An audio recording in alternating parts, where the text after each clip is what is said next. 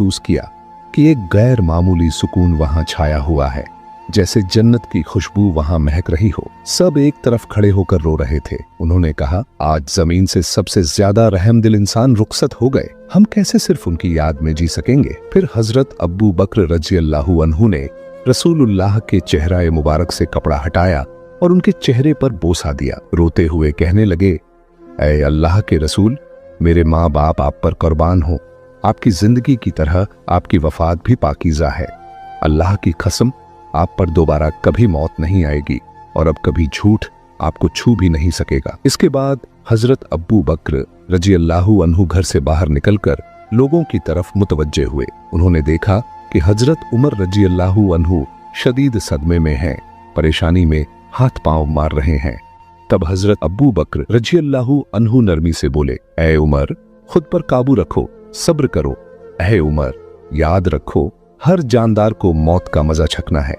तब हजरत फातिमा रज़ियल्लाहु अन्हा कहने लगी, मेरे अब्बा जान मोहम्मद रसूलुल्लाह अल्लाह की दावत पर लब्बैक कहकर जन्नतुल फिरदौस में अपना मुकाम हासिल कर चुके हैं, लेकिन मेरे इस दर्द का हाल कौन जानेगा। उधर हजरत अली रज़ियल्लाहु अन्हु गम के सदमे से पत्थर की तरह खामोश हो गए। यूं महबूब नबी का खानदान, सहाबा, मुहाजिरीन सबके सब बेजुबान हो गए। सिर्फ हजरत अब्बू बकर रज़ियल्लाहु अन्हु सब्र व तहम्मुल के साथ सबको तसल्ली और नसीहत देने लगे।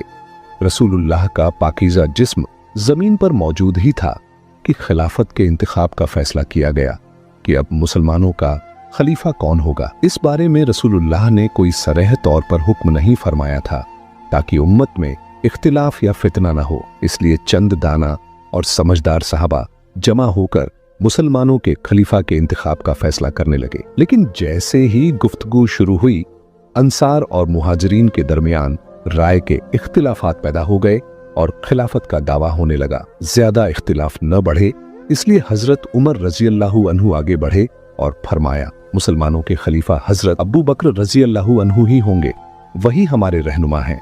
आज से मैं हजरत अब्बू बकर रज़ियल्लाहु अन्हु के हाथ पर बैत करता हूँ। फिर उन्होंने हाथ में हाथ देकर बैत की। हजरत उमर रज़ियल्लाहु अन्हु को देखकर तमाम लोग इस फैसले को मान गए।